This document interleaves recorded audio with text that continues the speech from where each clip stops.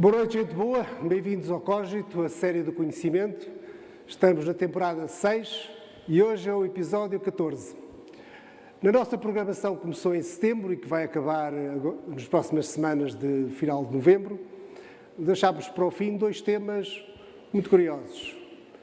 Hoje vamos falar sobre a morte. Daqui a 8 dias, na última Masterclass, vamos falar sobre impostos. Eu não sei qual é que é a vossa ordem de prioridades, mas estes dois temas acho que são bons para terminar algo, para terminar uma programação de um código que foi marcado pela energia, tudo é energia. Para falar sobre observações sobre a morte na era da técnica, temos connosco o professor José Bragança de Miranda. Ele é professor universitário, é ensaísta e é autor de vários livros. E, por favor, uma salva de palmas para eles. José. Obrigado. Podes vir. Muito obrigado. Boa noite. Pela apresentação. Queres sentar ali, por favor? Sim. Então vamos falar sobre a morte. Zé, o palco é teu, eu vou atrás de ti. Ok, quando quiseres intervir, intervém à vontade. O despertador é bom. Vou ligar aqui isto só para saberes o tempo que tenho. Olá, então, boa noite a todos. Agradecer ao Rui Pereira e à Cógito o convite que me fizeram, que foi simpático. Já foi feito há uns tempos, só que de repente o dia chega e nem sei se estava também preparado assim, mas cá estou. Cá estou para assumir a coisa. Eu acho que o título é um bocado provocatório, como o próprio Rui me disse quando eu escolhi, não é? Mas deixa-me cá ver como é que eu vou abrir isto. Não me digas que o iPad morreu. Não morreu, está a funcionar. Não sei, eu sei que a vossa série é sobre o futuro, decidi falar sobre a morte. A morte é bem uma coisa do passado, mas também bem presente, não é? De qualquer maneira, procurarei fazer uma reflexão de conjunto sobre o tema. O meu interesse por ele, não é, que ele vem de uma frase e de uma experiência que eu senti também muito intimamente, que é uma frase do Rabi Nachman de Bratislava, que dizia assim: é proibido envelhecer, é proibido morrer. Parece uma ideia suficientemente curiosa para partirmos do problema, porque eu acho que estou convencido que muito das questões que se colocam sobre o problema da morte nos nossos dias, da mudança radical da posição sobre a morte, veio muito de uma certa obsessão pelo envelhecimento. E dentro do envelhecimento, pelo Alzheimer. E o que é qualquer coisa de estranho, que obriga a uma reflexão, e acho que uma pessoa que se interessa pelas coisas, eu sei que o mundo, neste momento, está mais preocupado com outras questões, sei lá, a crise climática, mas no fundo o problema da morte tem a ver com isto diretamente. É tudo morte. Não é? A morte está sempre. Se não morrermos, dizem os mais críticos dessa ideia, a população vai então durar indefinidamente e a Terra colapsará. Bem, são argumentos que depois voltarei a eles, mas fundamentalmente acho que há uma mudança sobre o problema da morte que resultou de uma viragem estranha. Há um livro de um senhor chamado Ernest Becker que se chama A Denegação da Morte. O que é que ele quer dizer com isso? Que toda a experiência que nós conhecemos foi baseada no ocultamento da morte, na tentativa de a fazer desaparecer do horizonte da vida, de a fazer afetar os atos que nós temos, mais simples, que, se vocês imaginarem, não é possível ter confiança no nascimento de um filho, num projeto que se tenha, se estamos sempre ameaçados com essa iminência da morte. E, portanto, de algum modo, toda a cultura foi uma certa tentativa de afastar essa presença inquietante, que era, de certa maneira, pressentida, mas adiada. O Marcel Duchamp, que é um artista que eu gosto, diz uma coisa que está, por acaso, é o epitáfio que ele escreveu para o seu túmulo, que diz: "Dei os outros, não juro pelos outros que morrem." Aliás, são sempre os outros que morrem. Isso quer dizer, nós somos sempre eternos. Não é? Ninguém está, de certa maneira, preso da ideia de morte, porque ela foi tapada por questões como a ideia do eterno ou de uma vida absoluta e por tecnologias de todo o género que a procuravam afastar e que a procuravam suspender. Eu acho que desde os primeiros túmulos até aos processos de mumificação egípcia, a ideia cristã da ressurreição ou da juventude eterna, a ideia da alquimia e a vida eterna, as fontes da juventude, toda essa mitologia, todas elas se centravam em estar do lado da morte, de alguma maneira suspendê-la, não deixar que ela se tornasse presente. Tinha aqui umas imagens para vos mostrar, mas que não vou mostrar, já mostrei aqui ao Rui, que não se tornasse demasiado presente. E eu acho que isso, nos nossos anos, se tornou mais claro com a vinda do cosmismo e daquilo que se chama o transhumanismo, ou seja, uma certa mudança que fez com que a morte, que sempre se intrometia de alguma maneira, que estava presente na morte de um ser querido, que se torna evidente nas pandemias e nas guerras, de repente tornou-se a questão central para muita gente. O que é que isso quer dizer? Tornou-se uma questão pública. Hoje, quer queiramos, quer não queiramos, já não afastamos a morte com a ideia de eternidade, com a ideia da religião, ou com a ideia o Platão falava de 3 formas de imortalidade: a dos filhos, que ele achava baixa, a dos heróis, que ele achava fantástica, não é? E depois a dos sábios, essa é que tinha vida eterna, mas que diz, tem aqui uma frase do Woody Allen que diz: eu não quero alcançar a imortalidade através da minha obra, eu quero alcançá-la sobretudo em não morrer, ou não morrendo.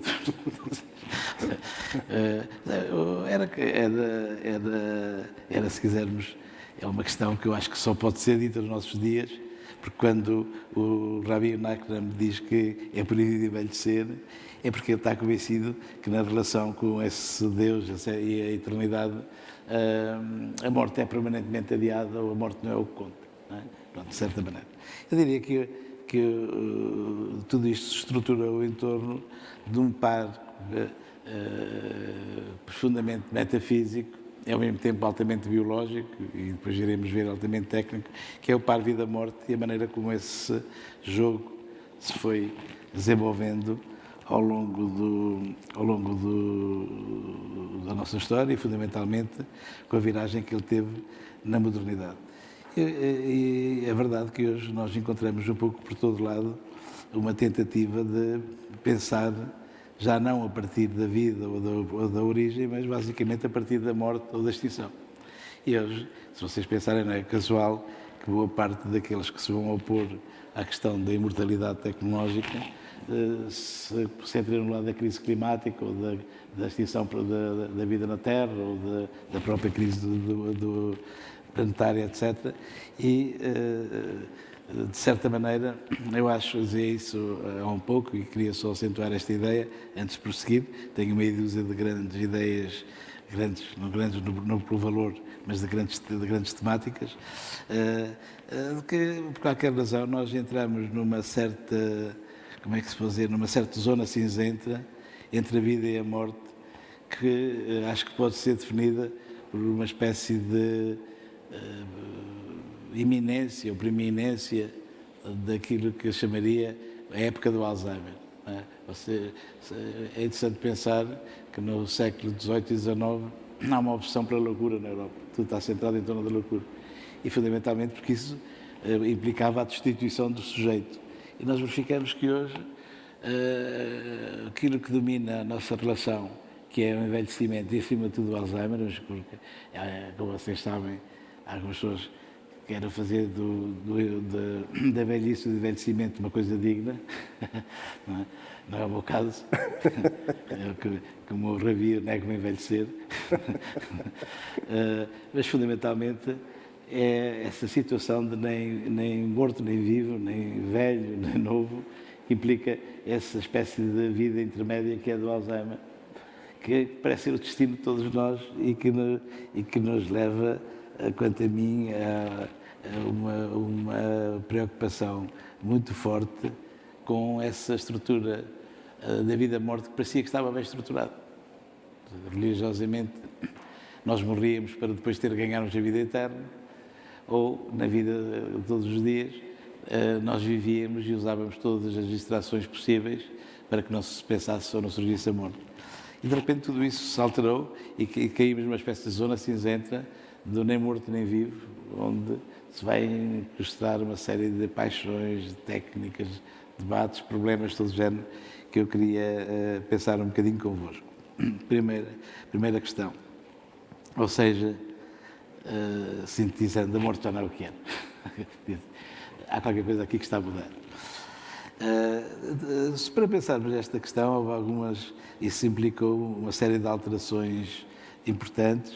Eu diria, referirei assim muito rapidamente 4 ou 5 delas. Uma das mais sólidas e mais evidentes foi uma certa, como é que se pode dizer, à medida que nós entramos na época do planetário, ou naquilo que eu às vezes gosto de chamar no acontecimento da Terra, que nós,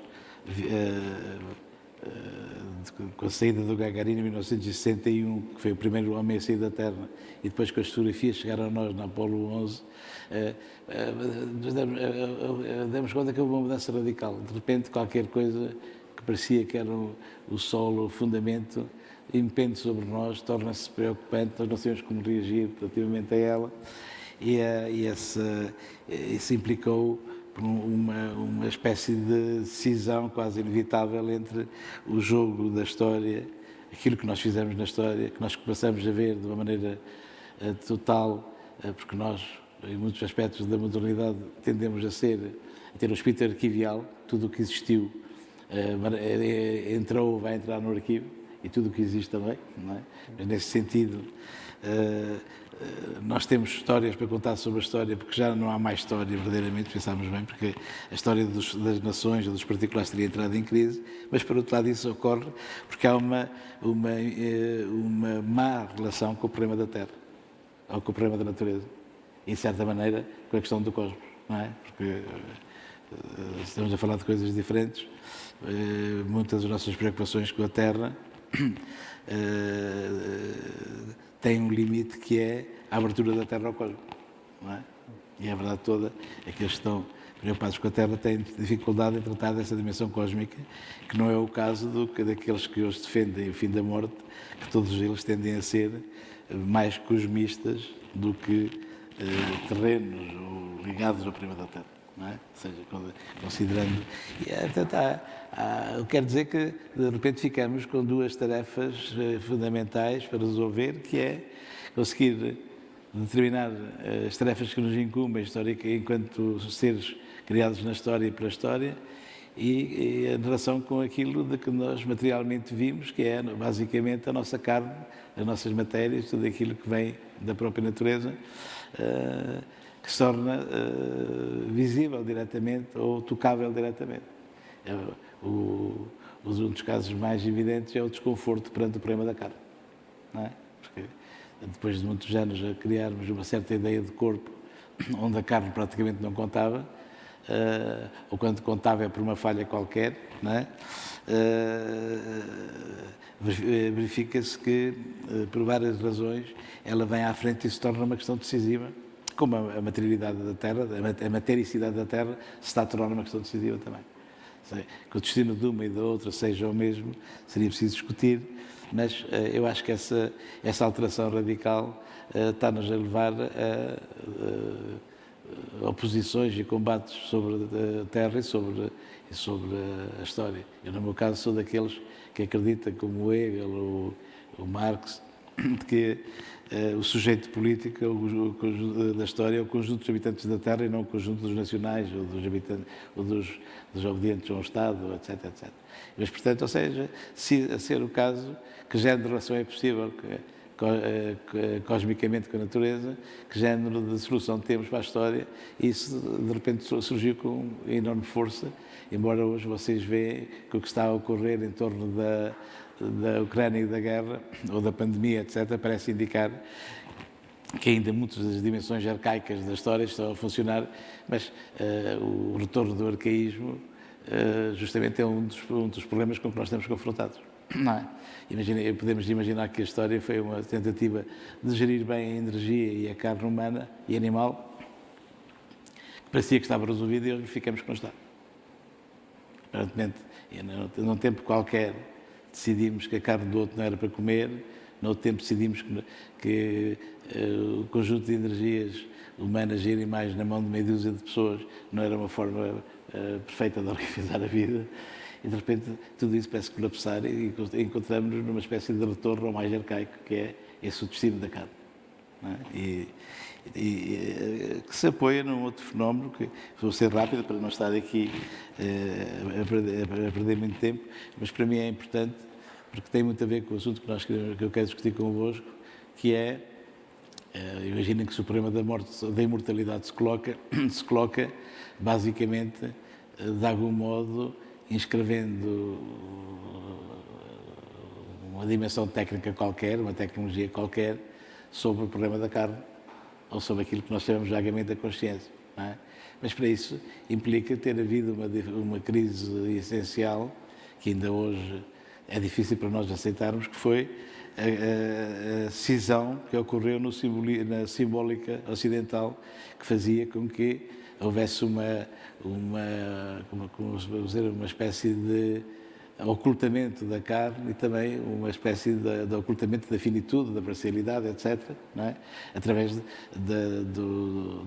desse véu simbólico que é facilmente visível, por exemplo, no Egito. Nós temos que a simbolicidade egípcia é altamente coerente, ou a simbolicidade grega, ou a simbolicidade católica medieval, não é? Onde tudo está resolvido, não há nenhum problema aí que não tenha uma solução.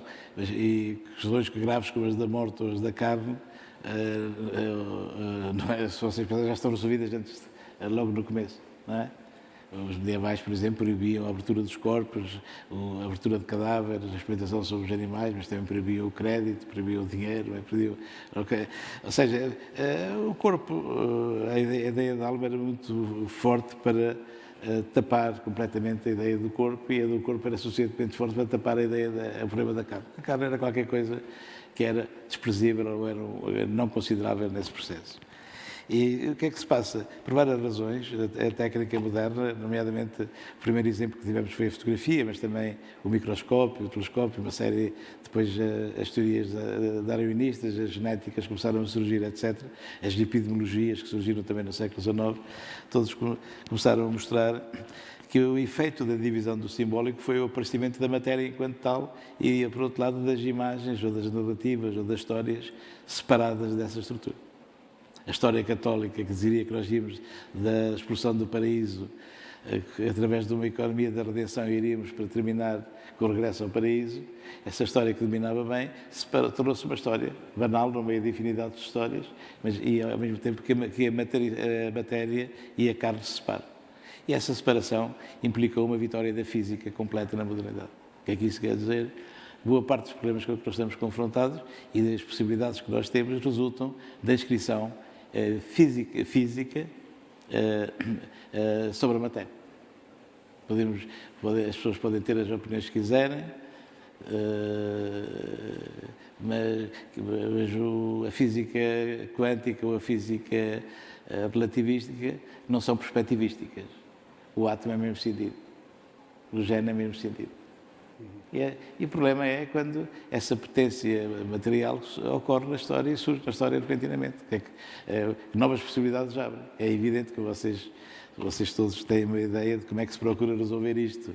É muito simplesmente metendo mais ética em cima da coisa.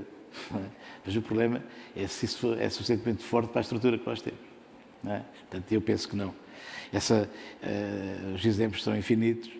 Vocês sabem que há uma série de críticas que tendem a fazer uma ideia de que a libertação da física e das chamadas ciências da natureza é um imenso problema, mas que era uma condição necessária do moderno enquanto tal. na medida em que as imagens que tinham coberto e recoberto os corpos, as histórias, os territórios, passaram a ser isso mesmo, imagens. Não é? De repente passaram a ser imagens. E a relação entre ambas é que é o complicado. Não é? E daí a importância também crescente da arte neste processo, que depois iremos, se calhar, na discussão, se quiserem perguntar, falar sobre isso.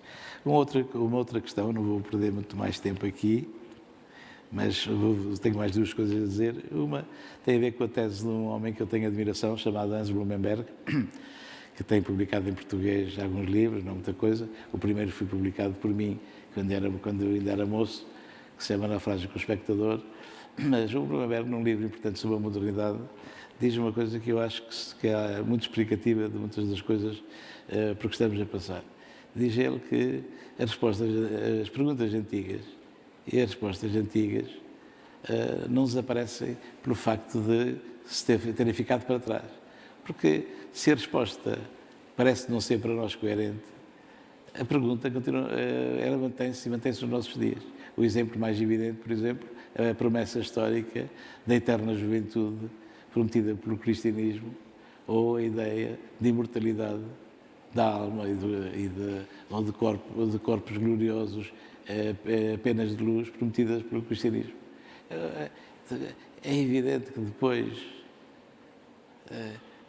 nós conseguíamos levar a sério o ateísmo de uma forma suficientemente forte e de provar que essas perguntas em si mesmas eram absurdas, ou então temos de perceber como é que elas se mantêm ainda no nosso tempo.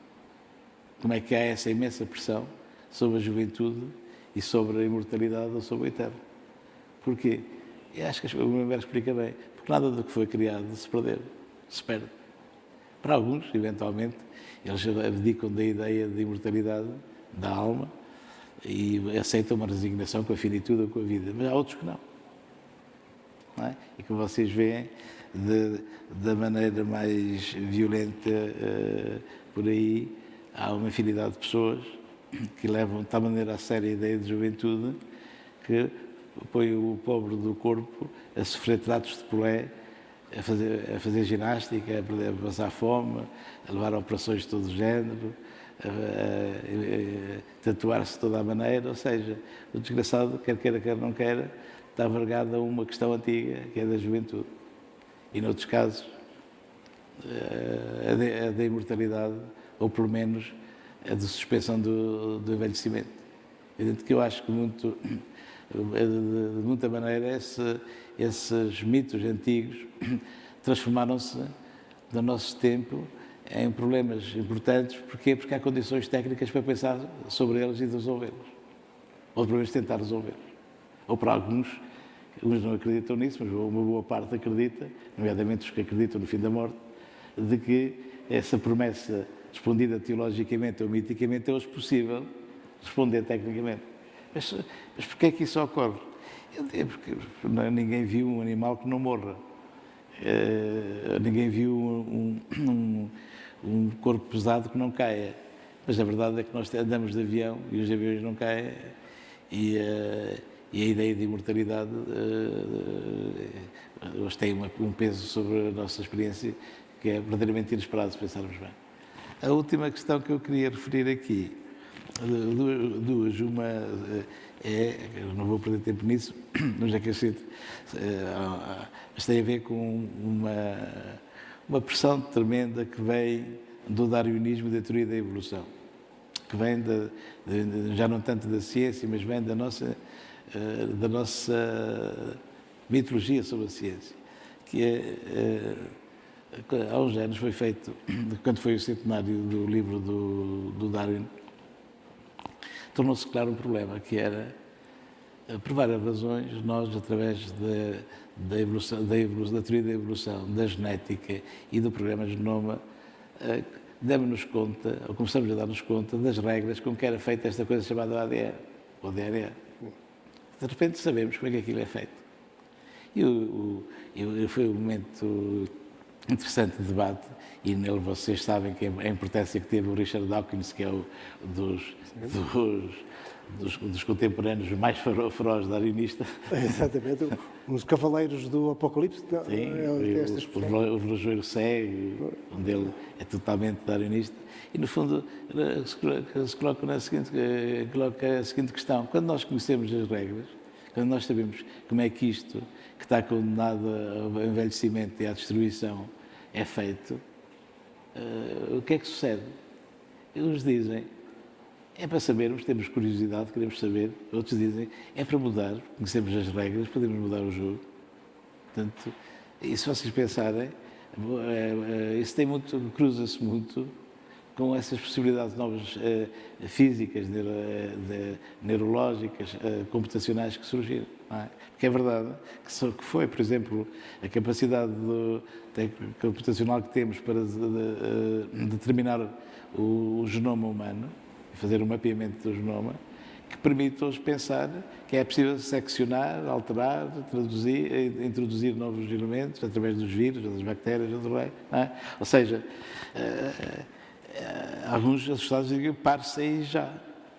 Como sabem, a Unesco, que é constituída por gente bem intencionada, já decretou que o DNA, tal como o fado, é um bem material da humanidade que não pode ser tocado. Okay, já foi decretado, mas o problema é que há muita gente a tocar. O problema é que há demasiada gente a tocar. A última mudança radical que ocorreu, e que em si mesmo é significativa, foi o surgimento de uma espécie de capitalismo estranho, onde, menos que o capitalismo, enquanto essa lógica de monetarização geral de tudo, o que conta é uma espécie de supercapitalista, estilo Bezos, estilo Gates, estilo Miller, estilo... Bem, uma série de hipercapitalistas que têm como programa salvar-se individualmente. Se vocês pensarem, é estranho, não é? Mas é uma coisa de radicalmente nova. Claro que sempre houve grandes profetas e sempre houve grandes inventores de religiões que inventaram a salvação de todos, salvando-se eles próprios. Ok. Porque, em princípio, eu imagino que quando alguém era seguido por milhares, devia ter algum prazer em andar em companhia. Não devia fazer aquilo por um grande sacrifício. Mas é verdade que é estranho ter surgido. Tenho aqui alguns exemplos. O Bezos, o criador do alfabeto, o Larry Page, o do Oráculo, o Larry Ellison, o Peter Thiel da Palantir, a criar uma pilha de empresas, os fundadores da Google, a Calico, o Bezos investiu os milhões na Altos Lab, o Jim Melton criou uma empresa chamada Juvenescência, em que tem como único objetivo o estudo sobre a imortalidade, com uma desculpa interessante, que eu acho que nos interessa, que é a doença e a velhice. Não é? Porque que são, para podermos chegar ao problema da imortalidade, tens de passar por aí. Claro, que é viver com qualidade também. Não é? Viver com qualidade, não é? Ou seja, o programa verdadeiramente deles é um programa da imortalidade. Mas a desculpa pública é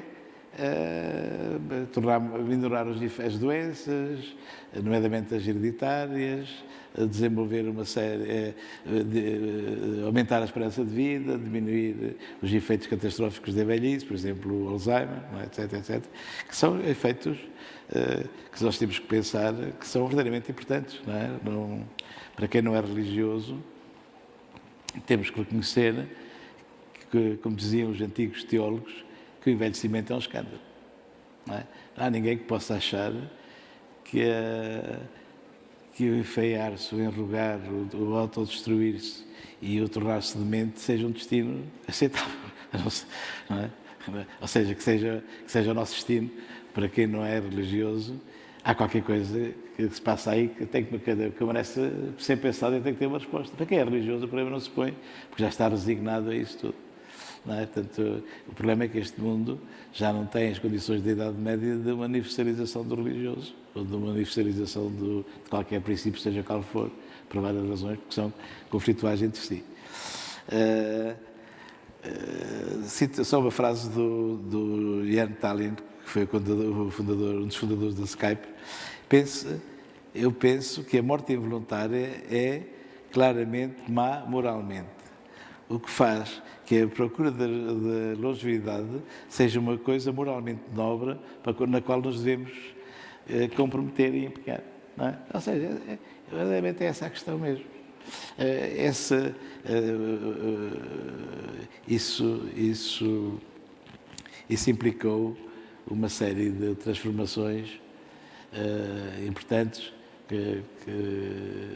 a que já vou. Mas há qualquer coisa de estranho, de repente, que a gente tenha uma espécie, um punhado de hipermilionários que estão a desenvolver, ou em conjunto ou em competição, um programa que é em si mesmo qualquer coisa que diz respeito ou afetará a todos nós. Não é? Pois. E como é que isso surgiu? Surgiu porquê? Porque realmente as condições tecnológicas permitiram criar fortunas com uma rapidez absolutamente desiderante, que para mim qualquer pessoa pode perceber que um homem que tenha os bilhões e bilhões e bilhões lhe custa de envelhecer e desaparecer. Basta verem, por exemplo, o Elon Musk, que aos 20 e tal anos não tinha cabelo e hoje tem uma carreira magnífica.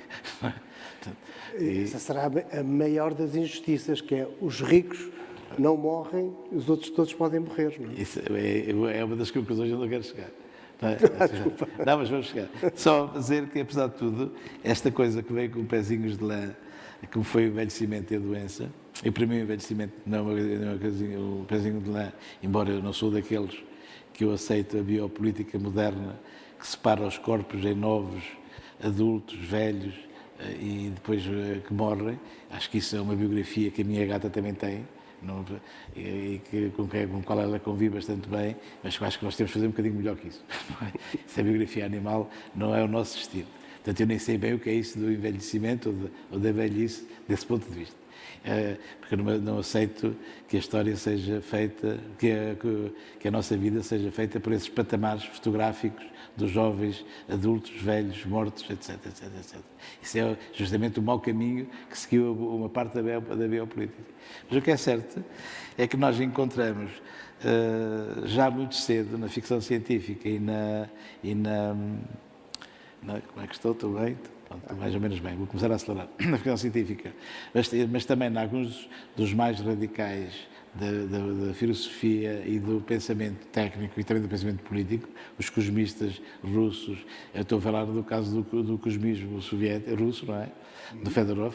Fedorov é um dos primeiros, o movimento do cosmismo russo, que é feito por Nikolai Fedorov, é um dos primeiros a falar sobre a necessidade de abolir a morte, de considerar a Terra como uma pura armadilha, onde nós iremos ser pura e simplesmente extintos, e de considerar que a única forma de fazer isso é através de uma ressurreição de todo o passado e de uma imortalidade de tudo o que existe, e que, como condição, necessariamente, a saída para fora do planeta. É por isso que se chama cosmismo, no sentido em que a produção cósmica é mais importante que a produção planetária. Não é?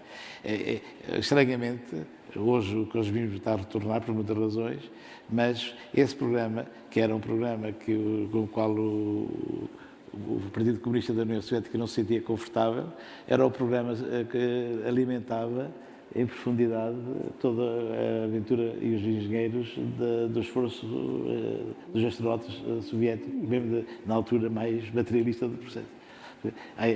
Havia a ideia de qualquer coisa de profundo vinha nessa revolução técnica, okay, né? E que passa por pessoas como o Huxley, como o Haldane, que foi alguém muito, muito importante na Europa e que hoje culmina com o chamado transhumanismo ou com o pós-humanismo, mas basicamente o transhumanismo. Ou seja, qual é o fundamento desse movimento? É as novas possibilidades que a técnica trouxeram para este processo, no fundo. Porque todo o pensamento teológico da imortalidade, ou mítico, do Ícaro poder voar, etc., resultava na criação de máquinas poéticas fantásticas. Por exemplo, Cristo, através de um conjunto de rituais, aparecia mesmo entre os fiéis, ou o Ícaro voava com umas asas artificiais coladas com cera. Só que essas máquinas poéticas que criaram toda a história, que maravilharam a história, de certa maneira, começaram a perder peso, foram deslocando-se para a ficção científica, para a arte, para a estética e não sei o quê, e foram subsumidas pela nova potência da técnica que pode dar, que tem, em termos de capacidade de imaginação, capacidades infinitamente superiores àquelas que a mitologia e a história tinham criado. E a verdade é nesse ponto em que nos encontramos hoje. Uma nota antes de ir para a questão da morte, mas serei rápido. Quando nós tentamos, reparem, seria um argumento totalmente falso eu dizer assim, nós vamos discutir se somos a favor ou somos contra a imortalidade tecnológica, ou se a consideramos absurda ou não, se ia ser proibida ou não. Porque, se vocês pensarem bem, não tem sentido colocar a coisa assim. Aqui, tudo isto resulta de uma constelação de questões, de problemas, de técnicas, de possibilidades, que só pegando na constelação é que nós podemos minimamente chegar até a pensar a pergunta boa, a resposta é aceitável. Não é? Fazer um debate com a população mundial, se devia fechar, proibir ou não, a Maria acharia absurda, boa parte dos africanos ou dos sul-americanos nem queriam saber, etc, etc. O problema não estaria aí. Por outro lado, também temos que reconhecer que, após as perguntas nesses termos, as soluções são todas elas quase falíveis. Não é? Imaginemos que se tomava a decisão de proibir. Nós sabemos que também está proibida a venda de órgãos e o roubo de órgãos e o tráfico de órgãos a nível mundial é florescente. Não é? Ou seja, sabemos muito bem que a proibição legal ou a intimidação ou a intimação ética não impede o crime ou não impede a clandestinidade. Ou seja, o problema tem que ser pensado de forma mais abrangente, mais larga. E aqui um conceito essencial acabou por ser o conceito de biopolítica do Foucault, para o qual eu devia dedicar uns minutos, mas que já não vou dedicar tantos minutos assim, que se dá conta justamente do surgimento de um conjunto de técnicas, procedimentos, legislações, etc., para a gestão da nossa relação com a carne, da nossa relação com a vida. A biopolítica, o conceito é importante porque ele mostra bem como é que as universidades, as fábricas, as disciplinas, tudo isso se entronca bem para criar essa biopolítica. E eu considero que a tese da biopolítica é importante e boa parte do que está a passar tem a ver com essa biopolítica profunda, mas já que para ele se divide em duas vertentes, que é uma vertente que é a biopolítica das populações, por exemplo, a gestão das populações através da legislação das pandemias ou das pandemias, que nós todos assistimos aqui, não é? No século XIX, a legislação sobre as pandemias era muito mais leve do que hoje, mas nós sabemos bem que o Estado hoje se arroga o direito de legislar um corpo coletivo que se chama população, com leis coletivas apoiadas em cientistas de todo o género, e o Foucault considerava isso basicamente uma forma de dominação da vida, ou de ordenação legislada da vida, etc, etc, etc. Por outro lado, ele deu muita atenção, penso que se pensar sobre as pandemias, não é?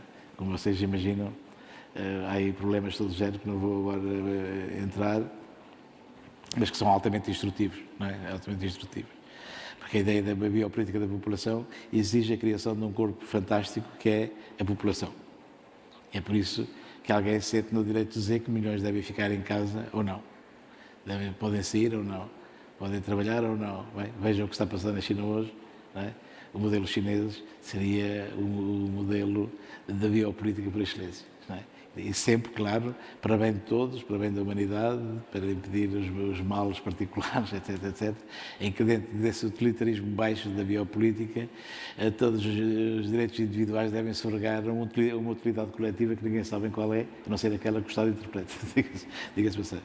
Mas deixa essa parte, e para dizer que ele deu atenção bastante àquilo que ele chama também a anatomopolítica, ou seja, a criação, disciplina, formação, adestramento dos corpos para as fábricas e para o trabalho e para a guerra, para o que for.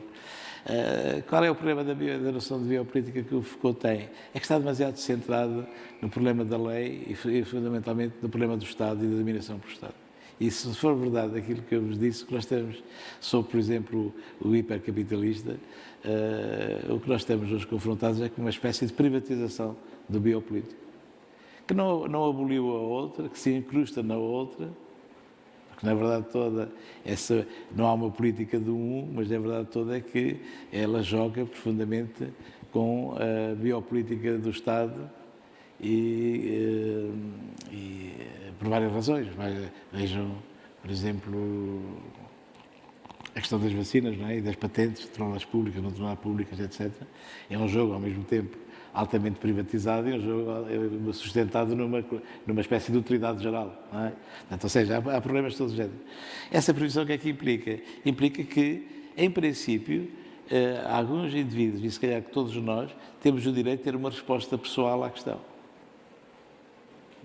Ou seja, temos o direito a eximir-nos à biopolítica geral para ter uma posição específica. Nós encontramos muitos pequenos sinais nisso. Não é? Por exemplo, que uma pessoa tenha o direito de tatuar-se, ou que tenha o direito de ter reprodução assistida, ou tecnologicamente assistida, ou que tenha o direito de fazer operações estéticas. Há alguns direitos que lhes estão vedados, por exemplo, vender um órgão. Não é? Sim. Mas há direitos que estão a ser conquistados, por exemplo, da tatuagem, que se vocês pensarem que se generalizou de repente, começa a ser, e é estranho, não é? Porque é uma privatização biopolítica da pele. É? E, portanto, nós vemos claramente há um processo que vai aparecendo de uma forma muito subtil, de muito lado, mas que está a convergir para um processo muito mais potente, não é? Portanto,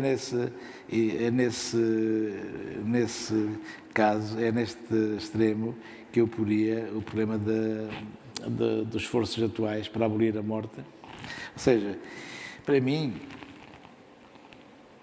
resulta de uma constelação que está centrada em torno dessa coisa inquietante que emergiu fora da alma, fora das religiões, fora da consciência, fora da lei, que se chama a carne. Ela envelhece, adoece, é violada, é posta a trabalhar, é posta na guerra, ao raio. A carne surge como carne realmente. E no extremo da constelação, tem muitas formas pequeninas, intermédias, saúdes, epidemiologias, ginásticas, tem infinitas formas, mas no extremo da constelação está o levar a sério a questão da imortalidade. E é absurdo pensar ir por aí. Primeiro, sabemos que se está a ir por aí. Estão-se a gastar milhões e milhões e milhões largos nesse processo. Mas, fundamentalmente, é porque o extremo nos permite pensar melhor de que ir pelos pequenos passos desse pensamento de doseamentos permanentes, de até onde é que podemos ir, não podemos ir, quantas próteses, que género de próteses podemos utilizar, quais aquelas que não, que relação podemos ter com os órgãos ou que não podemos ter. Bem, ou seja, uma dimensão mais benigna onde todos nós mais ou menos estamos imersos. Mas no extremo temos realmente a questão da imortalidade. E os caminhos e os transhumanistas. Eu tinha aqui uma frase fantástica do Yeats, que não sei se o Rui gosta, é um dos meus poetas favoritos, que tem um poema que se chama Navegando para Bizâncio, em que diz que quando abandonar o seu corpo de animal a morrer, ele já não quererá regressar sob nenhuma forma natural ou nenhuma forma biológica. Quanto muito voltará sob uma forma das antigas aves mecânicas dos gregos, da mitologia grega. Ou seja, portanto, há qualquer coisa fantástica nessa ideia. Nesta ideia, é isso que faz, de alguma maneira, o meu interesse pela lógica do cosmismo, pelos transhumanistas, etc. É porque realmente há qualquer coisa de demasiado frágil e demasiado, como é que se faz, escandalosa, usando o termo, no animal que morre. O animal permanentemente a morrer. Não é? É preciso fazer qualquer coisa. O problema é os caminhos que nos estão abertos parecem ser, em si mesmo, complicados. Mas eles dependem, basicamente, de uma resposta crucial sobre a qual cada um tem que se posicionar e que eu me posiciono de uma forma muito simples, que é, existe na carne humana, e a carne humana, como vocês sabem, quase não se diferencia da carne animal, do ponto de vista genético, e mal se diferencia da carne do vegetal, é tudo resultado do mesmo ser primitivo. Existe algum fator X que impeça que a técnica possa replicar ou dar conta ou fazer uma mimesis, uma réplica ou uma emulação do biológico? Esse fator X, qual é? Normalmente vêm frases como Deus que nos criou, o facto da vida ser um profundo mistério, nós nunca conseguiremos entendê-la verdadeiramente, porque tudo o que entendemos, ela vai afastando-se vai afastando-se cada vez mais, conforme a gente tenta caçá-la mais longe irá. Bem, tudo formas de se pensarem bem, de fazer com que esse fator X bloqueie a própria possibilidade de pensar esta questão. Eu sou claro, não acredito no fator X. Acredito que é pura matéria, que o cérebro é pura informação e que há qualquer coisa aqui que vai ocorrer, que é preciso pensar, que é preciso discutir, mesmo que todas as soluções. Tal, já agora, acrescentaria à tese do fator X a seguinte, tal como não há fator X nenhum no cérebro, na matéria, também o ser humano não é nenhuma exceção no cosmos e também a Terra não é uma exceção no cosmos. Não é? Existe infinidade de terras, infinidade... Estamos quase aos 45 minutos. Tudo bem. Tá. Então aí vai ser... vou tirar... Se estiver a ver as minhas coisas, não vai dar para ir lá. Bem, então, no fundo, vou usar mais 5 minutos, pode ser 5, 7 minutos. Claro que sim. Vou ser brutal agora então. Mas pronto, é evidente que há questões que são... eu não posso, como uma pessoa que é religiosa, pedir que ela aceite que não existe esse fator X mistério. Não é? Eu aceito que ela não o faça e acho que faz parte da nossa guerra de todos, cada um posicionar-se como se quiser posicionar perante as questões. Mas a verdade é que aqueles que se posicionam numa visão puramente materialista, hoje têm dois caminhos muito simples, que é a transformação genética pura e simples, de forma a suspender os efeitos de envelhecimento e da morte tanto tempo quanto possível. Não é? E até regredir? E até regredir, fazer voltar atrás. Isso implica transformações genéticas profundas e das quais, como vocês imaginam, nenhuma lei atual permite, mesmo a replicação. O que se fez, por exemplo, com a Dolly é proibido nos humanos, não é? Embora se fale que os chineses já fizeram o primeiro clone humano, mas pronto, mas a China sabem como é que é. É demasiado tentador para não fazer. Está na vanguarda, não é? Está, de certeza. Está na vanguarda, sempre esteve na vanguarda, porque não tem travões, não tem nenhum travão. E esse caminho realmente é o caminho que está a levar a um melhor diálogo entre os moderados, os minimalistas e os maximalistas, porque os minimalistas estão interessados nas técnicas genéticas, por várias razões, criam empresas para isso, criam fármacos, a indústria dos fármacos é das mais fortes do mundo, portanto, há aí uma dimensão essencial. É verdade que esse caminho parece ser interessante, tem uma série de aplicações, sei lá, o congelamento, uma série de possibilidades estranhas que agora não interessa por acaso, mas que está longe, mas que nós devemos dar passos todos os dias. O caminho onde está a ser investido boa parte também do dinheiro é no uploading da consciência, na desmaterialização, ou seja, no fim da carne, não é? Que é se calhar o mais sólido, se pensarmos bem, na medida em que o argumento cosmista que terá por trás disto é se a Terra, nós tivermos qualquer possibilidade de saber que a Terra em 100 anos ou 50 anos vai ser destruída, e se tivéssemos que sair dela, o que é que poderíamos fazer? E sabemos que o primeiro planeta considerado habitável está a muitos centenas de anos-luz. Em termos de viagens espaciais, duraria milhares de anos a chegarmos lá. O que quer dizer que, ou então teria de ser colonizado a Marte, ou teria de ser colonizado o Sistema Solar. O que é que isso quer dizer? Que a única forma, verdadeiramente, disso ocorrer, e ao mesmo tempo garantindo a imortalidade e garantindo a duração das viagens extraplanetárias, seria que a consciência, se não tiver fator X nenhum, seja replicada ou emulada ou transferida para um sistema magnético eletrónico e que depois sofra aquilo que o cristianismo chamava a quinesis, a kenosis, que é a encarnação permanente. Alguns dizem, mas quem quer viver num computador, quem quer ter uma vida sem membros, sem pernas, sem braços, isso é um puro absurdo, não é? Isso é um puro absurdo, mas na verdade toda... O Camões e o Fernando Pessoa já experimentaram um bocadinho essa experiência, não?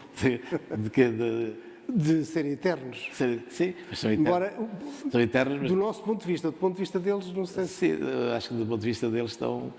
O que tem de eterno são as moléculas e as partículas que entraram no universo outra vez. Mas, de qualquer maneira, é verdade que há possibilidades, e a ficção científica tem explorado imenso, e o cinema também, mas temos que reconhecer que é uma das mais fascinantes. Porquê? Porque nada impede que uma infinidade de corpos técnicos ou outros possam ser habitados por essa consciência e, portanto, poderia durar para todo sempre. E é por aí que boa parte do caminho, que foi aberto por Les Moravec, por Kurzweil, vai. É o mais difícil porque, justamente, o nosso conhecimento da neurociência e da estrutura sináptica é verdadeiramente insuficiente, mas já há qualquer coisa evitá-la aí. Uma terceira via, que resulta dos parentes nossos, dos nossos filhos, que são as máquinas que fizemos, que se transformaram, que estão a tornar-se inteligentes, que vão ter vida própria, eventualmente vão ter pensamento e consciência própria, e que são os robôs, ou os seres superiores que vão surgir, que são os nossos filhos, fomos nós que os fizemos, fomos nós que inventamos as máquinas, que nos vão passar, e com o qual eventualmente iremos nos fundir, encontrar corpos superiores, não sabemos. Não é? Ou seja, os caminhos que neste momento se seguem são infinitos. José, se te oferecessem a possibilidade de te tornares imortal, em primeiro lugar, tu aceitavas? Em segundo lugar, que condições é que punhas?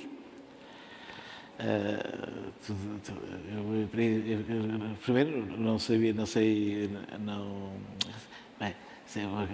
tive a ver condições técnicas ou não é? Sim. Imaginemos que existem as condições técnicas. Sim. Dentro daquelas que eu prevejo, eu consideraria que era uma boa opção. E ias para uma versão que é desmaterializada? Gostavas de manter o teu São corpo? as mesmas, Querias mudar de corpo? Como é que era? são as mesmas, porque tu repara, desces para um robô, ou estás a trabalhar num robô em Marte, até à distância, é a mesma coisa na prática. Se eu estiveres dentro dele e sentires os membros, percebes? Não, essa ideia de que é desmaterializado não é bem, porque faz parte desse problema antigo, a kenosis, a encarnação, não é? A encarnação o que vai suceder é que vai haver quanto muito será uma nova carne. Não é? Será uma nova carne. Agora, a questão que se põe aqui é as pessoas que fazem essa pergunta. Eu tinha uma questão prévia para dizer. Eu queria dedicar a minha intervenção ao Hermínio Martins, que é um grande amigo meu, que escreveu um livro chamado Experimentum Humanum, em que ele está absolutamente apavorado com as hipóteses que estão a ser abertas pelo transhumanismo e pelas próteses, novas próteses, e o desaparecimento daquilo que ele chama o humano, entre aspas, porque não sabemos bem o que seja isso do humano. Mas fundamentalmente a ideia de que isto é uma forma de, em vez de irmos para os assuntos graves da pobreza, da crise climática, das dimensões ecológicas, das guerras, etc., nós estaríamos entretidos com coisas que não iriam ao centro. Mas ele escreveu um livro contra. Se ele achasse que o assunto não era importante, ninguém escrevia um livro contra, não é? É porque o assunto, quando a pessoa escreve sobre esse assunto, é porque ele é a questão, é uma questão essencial, não é? E faz parte depois do argumento para debater a questão, por exemplo, se isso, como dizia a Ana Arendt sobre as viagens espaciais, não é uma forma de não olhar para a Terra e para as coisas que temos para resolver, ou então que o aumento da vida vai criar uma pressão sobre os recursos existentes na Terra, que vai eventualmente levar à extinção, à sexta extinção como alguns dizem. Claro. Ou então, ainda os mais pessimistas, que dizem que nos aborreceríamos terrivelmente se fôssemos eternos. Não é? Vocês pensem, como eu disse há bocado, que tudo o que nós pensamos já foi inventado e só nos foi transmitido, e vocês veem como os deuses gregos eram eternos, se entretiam absolutamente a fazer as maiores tropelias nos outros. O Zeus traiu todas as deusas, e as deusas traíram todos os deuses, e aquilo era a brincadeira pecada. Que disfarçavam-se de homens, de animais, não sei o quê. Ou seja, a ideia de aborrecimento, a ideia da monotonia, não tem sentido, porque se verdadeiramente pensarmos bem, isto abrirá, numa época que perdeu o sentido da aventura, abrirá um novo caminho de aventura, de novos caminhos onde o espírito da aventura ganha outra vez uma certa dimensão, em vez de estarmos a suportar os nossos amigos que fazem desportos radicais, apenas que não podem fazer mais nada. Porque quem faz desportos radicais é porque realmente tem falta de aventura. A última nota que queria dizer, para aqueles que ficariam desesperados com a mortalidade, há um belo texto de Bogdanov, que foi um dos grandes gigantes do pensamento soviético, um dos primeiros homens que escreveu um romance de ficção científica sobre a imortalidade. Há um pequeno conto dele que se chama O Dia da Imortalidade, em que o homem, depois de ter vivido 1000 anos e ter feito tudo, começou a sentir que se estava a repetir. E decidiu fazer uma pira, acender o fogo e desaparecer para todo sempre. Ok, a mortalidade não significa o fim da morte, significa o fim da má vida. Não é significar o fim da morte. Uma pessoa pode ser destruído se a nave onde vai for destruída, pode ser destruído se o abrigo onde estiver em Marte de repente ficar sem ar, pode ser. A morte vai estar de muita maneira. O que não vai estar é a má vida, ou uma vida que está suportada num puro acaso, que é nós sermos os herdeiros de uma hereditariedade animal que nos fez chegar esta coisa frágil até nós, que é aquela que nós temos, que temos que defender, não temos outra, mas que não temos nenhuma razão para endeusar absolutamente. Só uma nota, Rui, para terminar, para não ser... Sim. É evidente que eu não queria nunca pôr a alternativa entre sim e não. Eu acho que os proibidores só conseguem proibir o pensar, porque a coisa segue ela sempre, porque o mundo está farto de superadores imaginários, não é? Claro. O problema da filosofia, foi por isso que ela morreu, é que se teve permanentemente a superar os males do mundo, e a superar o mundo, e a superar as desgraças, e nunca acertou. Porquê? Porque não tinha prisão sobre as coisas, não tinha uma inscrição material suficiente. Portanto, o problema não está em superar eticamente, filosoficamente, metafisicamente, religiosamente. O problema está a afrontar o problema. E o problema é profundamente político e é profundamente estético. É profundamente estético porque nós temos que, através da arte, encontrar as formas de dar visibilidade àquilo que nem conseguimos bem pensar ainda. É profundamente político porque depende da nossa convivência, que factos, como tu dizias já há bocado, que pessoas, como vocês viram no caso das vacinas, foi uma lição para todos nós, que as pessoas que tinham as patentes fizeram o possível para que não fossem difundidas em termos universais, como é o caso que vai suceder, embora eles dizem que não, que se vai criar ou não, como diz a dona Harvey, uma espécie de classes médicas dos ultra-ricos e dos desmunidos de tudo. E tudo indica que vai haver uma guerra forte e, portanto, este assunto é um assunto basicamente que tem uma resposta política, não vai poder ser uma resposta ética, não vai ser uma resposta filosófica, vai corresponder de duras lutas políticas se isso chegar a perfilar. Mas nos elementos mais benignos já está perfilado. Demos o exemplo da pandemia ou dos vírus, mas basta verem os apelos lancinantes de pessoas pobres para um medicamento que são 100 mil, 200 mil dólares para filhos que estão a morrer, não é? E, portanto, ou seja, o caminho que estamos a seguir já é um caminho que já está todo ele a apontar para onde é que vai e que nós temos o dever de de pensar e de atuar politicamente e esteticamente nele. Mas isso, qual é a vantagem de tomar uma opção pelo extremo, ou seja, pela questão de querer interrogar a imortalidade técnica, apesar de todas as ilusões que tem, porque é evidente que não há nenhuma condição para termos, em menos de não sei quantas, 100, 200, 300 anos, nem qualquer coisa que se aproxime disso, mas a verdade é que as técnicas que estão a ser construídas para isso estão hoje a afetar profundamente tanto a genética como a informática, como a neurociência, como as letras. Portanto, nesse sentido, eu diria que não é absurdo, como fazia o meu amigo Hermínio Martins, fazer disto a grande questão. Muito bem, Zé. Vamos abrir o debate a quem está aqui connosco. João, queres começar? Sim. Pegando um bocadinho aqui nesta questão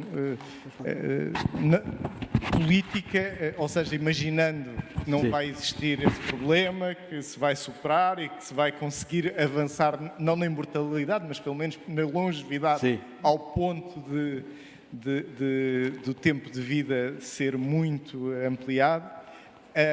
A pergunta é se não é, no fundo, esta noção de finitude, esta noção de emergência, de concretizar coisas porque o tempo é pouco, que nos faz ter uma sociedade dinâmica, criativa, e se por acaso isso desaparecesse, se isto não se transformaria tudo numa sociedade muito mais neutra, muito menos criativa, muito menos dinâmica, ao fim e ao cabo. Qual é o nome? Como é que se chama? João. Pois, João, a pergunta pondo assim, eu posto assim, diria que não vão por aí. Não, mas já estão aí por aí. Ok, não é? O problema não é o resultado, o problema é o caminho. E o caminho é o que a gente está a discutir. O problema torna-se político porque nós vamos ter que discutir os caminhos. São vários, porque esse caminho não é o único caminho que nós sabemos, não é? Existe o problema da crise climática, existe a questão dos recursos planetários, existe a sobrepopulação mundial. São vários problemas que estão todos imbricados uns com os outros, não é? Nenhum deles se vai resolver sozinho.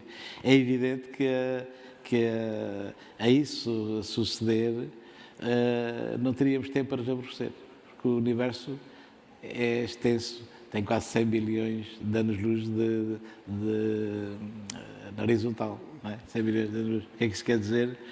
Em vez de estarmos a fazer à pressa, bem, não estou a falar dos grandes géneros como o Shakespeare, ou o Goethe, ou outros, não é? Que fazem pequenos milagres de meter milhões de anos-luz num livro. Ok, mas esses são gênios. Na maioria de nós só fazemos à pressa, não fazemos bem. Não é por fazer à pressa que vamos longe. Não é essa a questão.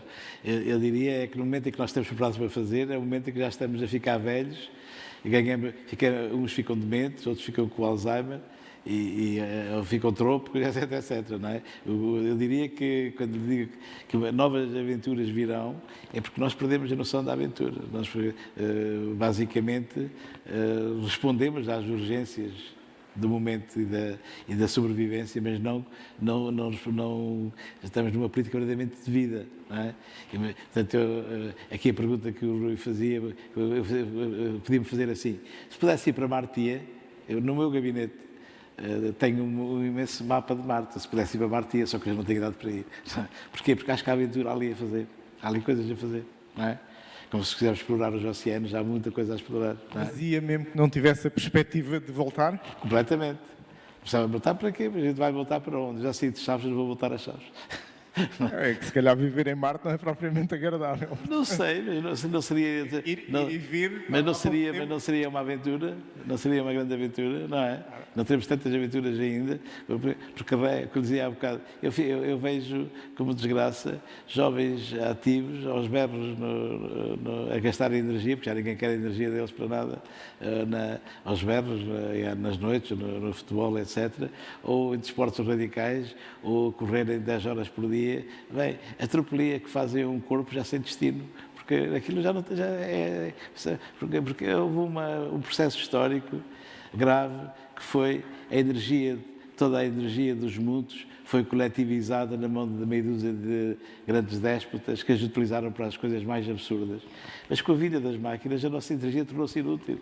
Ninguém quer saber dela para nada, mas tem que alimentar. E a desgraça toda é estarmos permanentemente a rodar em seco em torno de um problema sem solução histórica, percebe? Mas há sempre uma perspectiva de que o benefício é maior do que o prejuízo, não? Ou seja, sofremos, trabalha-se, corre-se 40 km porque a recompensa é superior. Ir a Marte não era necessariamente assim, ou seja, tem a componente de aventura, mas depois, ao fim de Sim, mas não tem muitos que ser. anos a ficar lá, não sei se depois... Mas, meu caro João, é assim, nós não viemos ao mundo para ser felizes, viemos ao mundo para fazer o que temos que fazer, não é? Não é? Isto é a ideia, se uma pessoa faz 40 km, fica mais magro e consegue impressionar mais uma rapariga ou um rapaz, é das ideias pequeninas, nós precisamos de ideias mais fortes que essa. Das ideias mais fortes que isso. O que é que se passa, para terminar, o que é que se passa realmente? Nós estamos a história encalhou-se completamente. Nós estamos completamente encalhados na história. Aquilo que era a base dela, que era a energia da multidão e dos animais, ninguém quer daquilo para nada. Estão a pagar essa energia só para dissipar, porque nem sabem o que é que vão fazer com ela. O trabalho é só mantido, como vocês sabem, eles falam de 4 dias. Eu acho que a maioria dos funcionários, eu fui funcionário público, um dia por semana chegava e sobrava para fazer... Um dia, 1 hora, chegava a sobrar para fazer o dia. Estamos numa história que, em pura perda, alimenta coisas que não têm sentido nenhum, só para que isto não se faça tudo, percebe? Só para que isso não se faça tudo. Portanto, nós temos que ter melhores hipóteses de vida, melhores formas de vida e, portanto, eu vejo com entusiasmo que não fechemos algumas das hipóteses que estão em aberto. Por mais perigosas que sejam, que a gente sabe que não são perigosas, mais politicamente insustentáveis que possam aparecer, que são. Mas exige de nós, enquanto seres pensantes, que procuremos as melhores hipóteses, que encontremos os nossos próximos, que lutemos para aquilo que parece vital. A grande diferença que eu acho que ocorreu nisto tudo, por exemplo, é assustador se vocês pensarem o eugenismo dos nazis ou do século XIX, não é? A ideia de criar raças e não sei o quê. Só que todo este processo, como eu vos disse, já não tem nada a ver com lógicas desse género. A ver qualquer... a característica da espécie humana é que varia individualmente. Não é só tatuar-se individualmente, vai-se criar individualmente. Muito bem, vamos para a última pergunta. Só uma pergunta, por favor. Identifique-se e faça uma questão curta, por favor. Boa noite, o meu nome é Pedro Russo. Só uma questão. Será que a imortalidade tem a ver com não ter havido ainda alguém capaz de experienciar isso para nos testemunhar o que é que passou? Porque, por exemplo, a imortalidade ou é vivida coletivamente, e aí acho que vamos arranjar um problema de sobrelotação no planeta, ou então, se for vivida individualmente ou por um número restrito de pessoas, o que vai acontecer é que essa pessoa vai ter que pensar que vai ter que assistir a várias coisas, vai ter que assistir à perda dos amigos todos, sim, eventualmente filhos, netos, bisnetos, vai ter que assistir a várias revoluções, a várias crises. Sim, é o caso. Portanto, não sei se a pessoa ia gostar tanto da experiência. É um caso extremo, repare. Não sabemos, tal como algumas pessoas preferem ter os filhos em reprodução assistida, em reprodução técnica, não é? Outros aplicantes. O professor Cantanilha, numa conferência que eu vi há uns tempos, diz que o útero artificial não deve demorar 30 a 40 anos para estar já disponível. Ou seja, o que é que vai suceder? Vai suceder que vai haver uma lógica de grande individuação nessas estruturas. Não é? Cada um tem que assumir as responsabilidades por aquelas coisas, por a individuação que quiser assumir. O problema aqui não é tanto o problema de haver uns mutantes, como o cinema trata, ou uns super-heróis eternos que estão perdidos na multidão, ou como daquele filme famoso da mulher que descobriu, por um acaso, que estava congelada com um raio, tornou-a imortal e depois ela ficou com o problema da imortalidade até que finalmente morreu e depois um novo raio a tornou mortal, né? E passou a ser uma pessoa como nós. Mas para ser como nós não precisamos de tantas forças nenhum, não é preciso nem raios, nem imortalidade. Para ser como nós basta nascer das nossas mães e dos nossos pais. Não vale a pena fazer esse esforço tão gigantesco. Agora, há aí muitas experiências diversas. Se calhar, novas espécies, nós não sabemos. As espécies, se os computadores continuarem a evoluir como estão a evoluir e a criar robôs inteligentes, novas espécies vão surgir. porque novas possibilidades vão surgir, portanto nós não podemos dizer que vamos fechar estas, abrir aquelas. O que nós sabemos é de onde viemos e onde estamos encravados. Estamos encalacrados. Na população, na crise climática, na terra, estamos bloqueio ali. Isso sabemos. Algumas possibilidades que a técnica abre são perigosas, mas fechá-las acho bem mais perigosas. Porque se a população for 11 bilhões daqui a meia dúzia de anos, ou 10 ou 15 anos, quero saber quem é que os vai alimentar que não seja a técnica. Ou se as epidemias se tornarem altamente graves, quero saber quem é que vai resolver que não seja a técnica, não é? Portanto, ou seja, essa desconfiança da técnica é o grande problema. Eu considero, pessoalmente, que a técnica e as máquinas são os nossos filhos, são aqueles nossos aliados, são aqueles com que nós podemos contar, porque a maioria dos nossos amigos não podemos contar, mas com as máquinas sim. Vamos ter relações com elas muito diferentes em menos de 30 anos, de certeza, mas muito diferentes. Não é? E, portanto, as hipóteses e as novas possibilidades que vamos ter de nos relacionarmos com elas e com a tecnologia, que é, se quisermos, era isso o ponto que eu estava a dizer, a técnica não é um inimigo, não é uma coisa que vem da natureza, você vê porque tem aqui uma lente e pode martelar porque tem aqui uma alavanca e pode ter uma válvula aqui porque o coração é mesmo uma válvula, etc, etc. E pode substituir braços porque o braço é mesmo uma máquina, uma parte mecânica e qualquer órgão, etc. Não é? Porquê? Porque a técnica não é a nossa inimiga. A técnica é a forma como a espécie humana responde ao problema da extinção ou ao problema da evolução. Foi assim. Só que a diferença da espécie humana relativamente a todas as espécies é que as espécies variam por mutações individuais que levam que os mais fracos desapareçam e aqueles mais fortes permaneçam e depois toda a espécie muda. No nosso caso, nós estamos a verificar que vai haver mudanças radicais a todos os níveis. Ninguém vai fazer uma lei mundial para segmentar o DNA e incluir lá dentro uma nova estrutura que lhe permita viver 300, 400, 500 anos. Mas imaginemos que vai suceder. Aqueles que forem excluídos dessas possibilidades. Como é que vão reagir? Vão reagir politicamente, não é?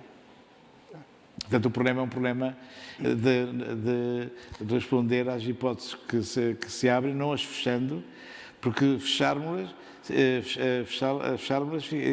implicaria nós ficarmos nessa espécie de lodo de uma história que não há meio de avançar para diante nem para trás, está ali completamente encravada, que precisa de ter... O Marx prometeu que vinha a Revolução e que isto se resolvia, veio e não se resolveu nada. Os cristãos prometeram que vinha o paraíso e a salvação final. Chegamos ao fim dos tempos e não veio rigorosamente nada. A única coisa onde nós temos algum fim possível é no cinema, quando pagamos os 7 euros. O resto está mais difícil que nenhum. O resto estamos completamente enclacrados. Portanto, é preciso... Ora, o cinema, se nos permite pensar sobre os fins, os princípios, sobre as formas, sobre aquilo que hoje já não é ficção científica, mas é uma espécie de ciência especulativa, tudo isto tem que ser experimentado e levado em frente. E, portanto, tentarmos ficar timoratos no meio, eu acho que é um mau caminho, porque nos levaria a um desmonimento geral. Não é? Repara o que sucedeu agora, os mais maníacos contra as vacinas foram os primeiros a ir vacinar-se, a meter máscaras, a fechar-se em casa, a deixar de ver os filhos, as mulheres, os filhos e os amigos, por razões completamente absurdas, que é esse medo animal da morte. Não é? Esse medo animal da morte. Nós acho que não viemos ao mundo e criamos o pensamento, ser pensantes, para viver no horror pânico da morte. No horror, não é? E as pessoas mais simples, pessoas que eu gosto muito, foram apagadas por esse horror pânico. E eu não quero viver nesse mundo. Zé, este programa já devia ter morrido há 15 minutos atrás. Desculpe. O que quer dizer que nós estamos aqui a lutar pela sobrevivência, mas eu temo que se o programa se arrastar eternamente, há uma equipa técnica que está lá atrás. Sim, desculpa. Que me vai matar e eu também prezo um bocadinho a minha vida, portanto vamos ter que encerrar por aqui. De qualquer maneira, como tu disseste muito bem nesta tua brilhante palestra, o que importa não é a morte, o que importa é o caminho para lá chegar. É a vida, não é? Exatamente. Isto é só um problema de boa vida, não é um problema de uma má morte. Exatamente. Aliás, há uma coisa curiosa que é, Se houvesse homo sapiens com consciência para pensar isto tudo, ninguém se preocupava com a morte, não é? Sim. A morte acontecia. Tudo vai morrer, o universo vai morrer, o Sol vai morrer, a Terra vai morrer. Agora estou a falar contigo, porque não queremos saber que o universo vai morrer, é que tu e eu vamos morrer, não é? O problema não está aí. O problema é quando a questão se torna num programa público, porque, não é? E, outra dimensão. com bilhões de efeitos na farmacologia, no capital, etc. Não é? E aí temos um problema a decidir, temos que pensar mesmo. Temos que pensar mesmo. Muito bem, Zé, muito obrigado pelo Eu que teu tempo e agradeço. pela tua sabedoria. Vamos então acabar, não morrer, mas acabar. Antes de irmos embora, só para lembrar que para a semana, na quarta-feira, às 21h30, vamos falar sobre brincar, um assunto muito sério, com o professor Carlos Neto. Vamos falar sobre pedagogia e educação, algo extremamente importante também para fechar aqui um ciclo. E hoje à 8, aqui nas Masterclasses Cogito, vamos ter a economista Susana Peralta a falar sobre o futuro dos impostos. Muito obrigado a todos, boa noite. Façam o favor de serem felizes. Com boa vida. Obrigado, doutor. Obrigado. Desculpem.